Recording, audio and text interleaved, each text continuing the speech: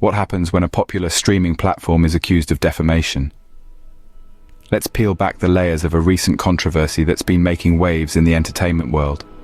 The case of Netflix's show Baby Reindeer.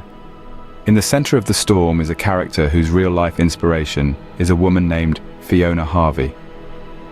According to Netflix, Harvey is a convicted stalker, a claim that has sparked a raging debate, given that Harvey vehemently denies these allegations.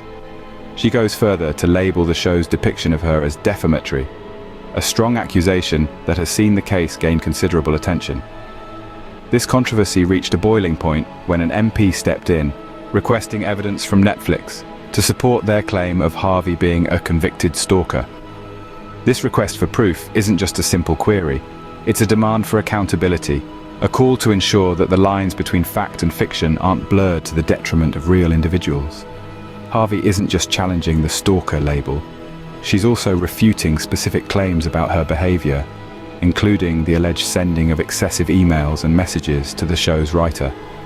These counterclaims have added another layer of complexity to the unfolding drama. Netflix's director has noted that precautions were taken to disguise real-life identities in the show. However, this statement has done little to address the heart of the issue. The question of whether support was offered to the real-life inspiration for the character, and more importantly, whether the depiction was indeed defamatory.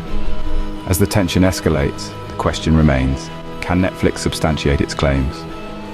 In the following scenes, we'll delve deeper into the allegations, counter-allegations, Netflix's response, and the implications of this controversy. So, stay tuned. When fiction and reality collide, the truth can often become murky.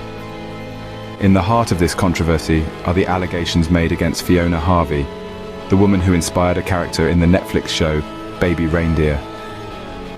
The show paints a picture of Harvey as a relentless stalker, depicting her as sending an excessive number of emails and messages to the show's writer. But what exactly does excessive mean in this context? Are we talking about a few extra messages, or a bombardment of communication? The show leaves this open-ended, creating an image of Harvey that is both unsettling and, according to her, untrue. Harvey, on the other hand, vehemently denies these allegations. She asserts that the show's portrayal of her is not just inaccurate, it's defamatory. In her defense, she states that she has never engaged in such obsessive behavior. She refutes the idea of her being a stalker and furthermore, claims to have no criminal record whatsoever. What we have here is a classic case of he said, she said. The show's creators argue that the character is a dramatized and disguised version of real-life events. Harvey, however, contends that these so-called dramatizations have painted her in a falsely villainous light. This raises some poignant questions about the line between inspiration and defamation. How far can a show go in its portrayal of a real person? Is it fair to dramatize someone's life to the point of potentially damaging their reputation? Harvey's denial of the allegations, and her assertion that the show's depiction of her is defamatory, adds another layer of complexity to the controversy. Now, it's not just about a TV show and its characters, it's about a woman's life, and her fight to preserve her reputation. With Harvey asserting her innocence, the burden of proof now falls on Netflix. In the eye of a storm, how does Netflix respond? This is the question on everyone's mind, as the controversy surrounding the show Baby Reindeer continues to unfold. Amidst the allegations and counter-allegations, Netflix's response has been closely watched and analysed. The streaming giant, known for its wide-ranging content and global reach, has not shied away from addressing the matter. In response to the allegations, Netflix's director stated that they took precautions to disguise real-life identities in the show, an interesting move suggesting a keen awareness of the delicate balance between storytelling and the potential for real-life implications. This statement, however, has been met with mixed reactions. On one hand, it shows Netflix's attempt to navigate the murky waters of basing characters on real people. On the other hand, it raises questions about the extent to which these precautions were taken and whether they were enough to protect the individuals involved. But here's where things get a bit more complicated.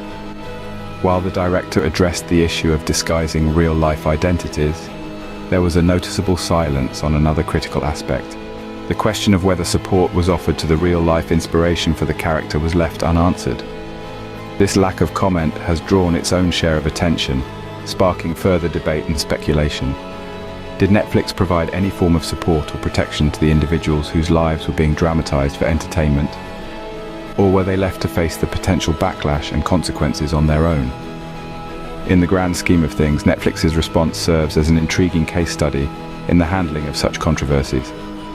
It highlights the complexities and challenges that come with telling stories based on real people and real events.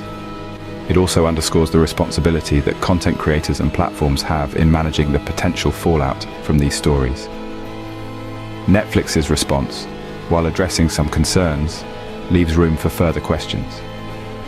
As the curtain falls on this scene, the stage is set for a broader discussion about the role of streaming platforms in shaping narratives and the ethical implications therein. Stay tuned as this story continues to unravel. As we await further developments, what could this controversy mean for Netflix and its viewers? This controversy could have profound implications.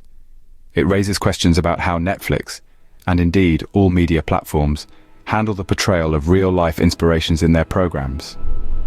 Could we see a shift towards more transparency and accountability? Could there be a demand for more stringent fact-checking before a character based on a real person is portrayed in a certain light? Netflix's reputation could also take a hit. Viewers trust the platform to provide not only entertaining, but also authentic and responsible content.